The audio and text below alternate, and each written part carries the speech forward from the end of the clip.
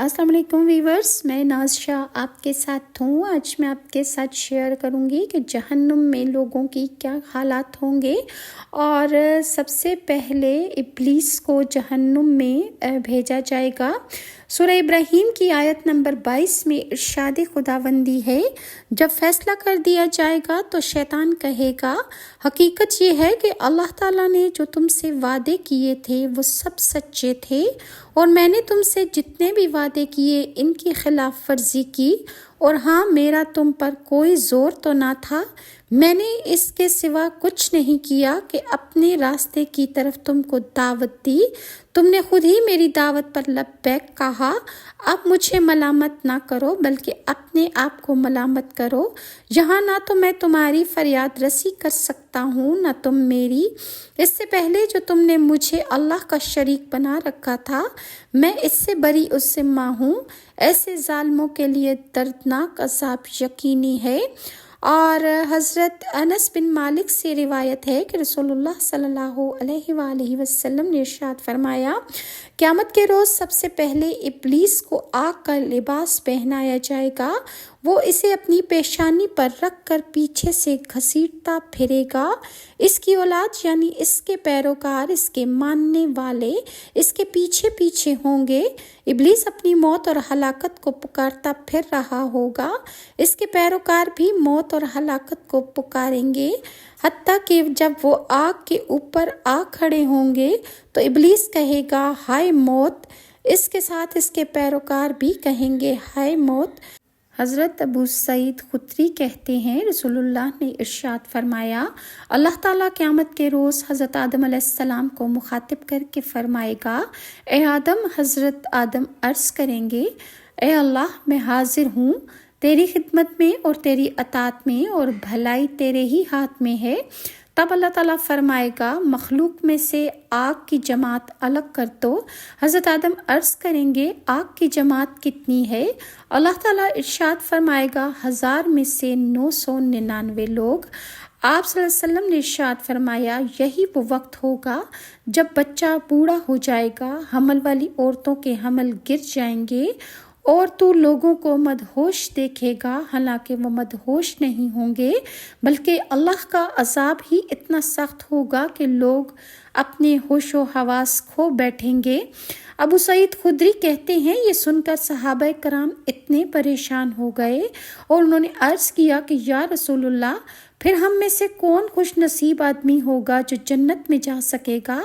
आप सल्लल्लाहु अलैहि वसल्लम ने इरशाद फरमाया, मुतमईन रहो, याजूज माजूज की तादाद इतनी ज़्यादा होगी कि इनमें से 1000 आदमी और तुम में से एक आदमी की गिनती इन्हीं से पूरी हो जाएगी। हज़रत उसामा से रिवायत है कि नबी करीम सल्लल्लाहु अलैहि वसल्लम ने इरशाद फरमाया, मैं जन्नत के दरवाज़े पर खड़ा हुआ। इसमें दाखिल होने वालों की अक्सरियत गरीब और मोहताज लोगों की थी। मालदार लोग जन्नत के दरवाज़े पर ही रोक लिए गए, जबकि जहन्नुम में जाने वाले मालदार लोगों को पहले ही जहन्नुम में जाने का हुक्म दे दिया गया था। फिर मैं जहन्नुम के दरवाज़े पर खड़ा हुआ। जहन्नुम में जाने वाले में से अक्सरियत औरतों की थी। हज़रत अब्दुल्ला बिन अब्बास कहते हैं, रसूलुल्लाह ने इरशाद फरमाया, आज मैंने जहन्नुम देखी है और इस जैसा मंज़र इससे पहले मैंने कभी नहीं देखा। मैंने जहन्नुम में औरतों की अक्सरियत देखी। सहाबा इकराम ने अर्ज़ किया, या रसूलुल्लाह, वो क्यों? आप सल्लल्लाहु अलैहि वसल्लम ने इरशाद फरमाया, वो इनकी नाशुक्री की वजह से। अर्ज़ किया गया, क्या वो अल्लाह की नाशुक्री करती हैं? आप सल्लल्लाहु अलैहि वसल्लम ने इरशाद फरमाया, अपने शौहर की नाशुक्री करती हैं और एहसान नहीं मानती। अगर तुम किसी औरत पर ज़माने भर के एहसान भी कर दो, लेकिन फिर कभी इस औरत की मर्ज़ी के ख़िलाफ़ कोई बात हो जाए तो कहेगी, मैंने तो तुझसे कभी कोई भलाई देखी ही नहीं। इसको मुस्लिम ने भी रिवायत किया है। हज़रत अबू सईद से खुदरी से रिवायत है कि रसूलुल्लाह सल्लल्लाहु अलैहि वसल्लम ईद उल अज़हा या ईद उल फितर के मौका पर ईदगाह की तरफ तशरीफ़ ले गए। रास्ते में आपका गुज़र औरतों पर हुआ तो आपने इरशाद फरमाया, ए औरतों, सदका किया करो। मैंने जहन्नुम में देखा है कि औरतों की तादाद ज़्यादा है عورتوں نے عرض کیا یا رسول اللہ اس کی کیا وجہ ہے؟ آپ نے ارشاد فرمایا تم لعنت بہت زیادہ کرتی ہو اور اپنے شوہر کی ناشکری کرتی ہو۔ حضرت ابو ہریرہ کہتے ہیں کہ رسول اللہ نے فرمایا کہ جہنم میں جانے والی 2 قسمیں ایسی ہیں جو میں نے ابھی تک نہیں دیکھی۔ ان میں سے ایک وہ لوگ کہ جن کے پاس بیل کی دموں کی طرح کے کوڑے ہوں گے جن سے وہ لوگوں کو یعنی اپنی رعایا کو ماریں گے۔ دوسری قسم ان عورتوں کی ہے جو کپڑے پہننے کے باوجود ننگی ہوتی ہیں، مردوں کو بہکانے والیاں اور خود بہکنے والیاں، ان کے سر بختی اونٹوں کی کوہان کی طرح بالوں میں جوڑے لگانے کی وجہ سے ایک طرف جھکے ہوں گے۔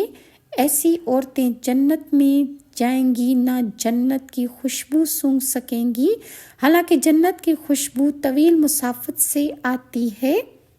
حضرت عبداللہ بن عمرو بن علاس سے روایت ہے کہ نبی کریم صلی اللہ علیہ وآلہ وسلم نے ایک دن نماز کا ذکر کرتے ہوئے فرمایا جس شخص نے نماز کی حفاظت کی اس کے لیے نماز قیامت کے روز نور، برہان اور نجات کا باعث ہوگی، اور جس نے نماز کی حفاظت نہ کی اس کے لیے نہ نور ہوگا، نہ برہان اور نہ نجات۔ نیز قیامت کے روز اس کا انجام قارون، فرعون، حامان اور ابی بن خلف کے ساتھ ہوگا۔ اور حضرت عمر بن خطاب کہتے ہیں کہ میں نے ارادہ کیا کہ کچھ آدمیوں کو شہروں میں بھیجوں، وہ تحقیق کریں کہ جن لوگوں کو حج کی طاقت ہے اور انہوں نے حج نہیں کیا ان پر جزیہ مقرر کروں۔ ایسے لوگ مسلمان نہیں ہیں، بس ایسے لوگ مسلمان نہیں ہیں۔ اسے سعید نے اپنی سنن میں روایت کیا ہے۔ حضرت ابو ہریرہ کہتے ہیں کہ رسول اللہ صلی اللہ علیہ وآلہ وسلم نے ارشاد فرمایا قیامت کے دن سب سے پہلے ایک شہید لایا جائے گا، اللہ تعالیٰ اسے اپنی نعمتیں گنوائے گا اور شہید ان نعمتوں کا اقرار کرے گا۔ اللہ تعالیٰ اس سے پوچھے گا تو نے ان نعمتوں کا حق ادا کرنے کے لیے کیا عمل کیا؟ وہ کہے گا میں نے تیری راہ میں جنگ کی حتیٰ کہ شہید ہو گیا۔ اللہ تعالیٰ ارشاد فرمائے گا تو جھوٹ کہتا ہے، تو نے بہادر کہلوانے کے لیے جنگ کی، سو دنیا میں تجھے بہادر کہہ دیا گیا۔ پھر فرشتوں کو حکم ہوگا اور اسے منہ کے بل گھسیٹ کر جہنم میں ڈال دیا جائے گا۔ اس کے بعد وہ آدمی لایا جائے گا کہ جس نے خود بھی علم سیکھا اور دوسروں کو بھی سکھایا اور قرآن پڑھا۔ اللہ تعالیٰ اسے اپنی نعمتیں یاد دلائے گا اور وہ عالم ان کا اقرار کرے گا۔ تب اللہ تعالیٰ اس سے پوچھے گا ان نعمتوں کا شکریہ ادا کرنے کے لیے تو نے کیا عمل کیا؟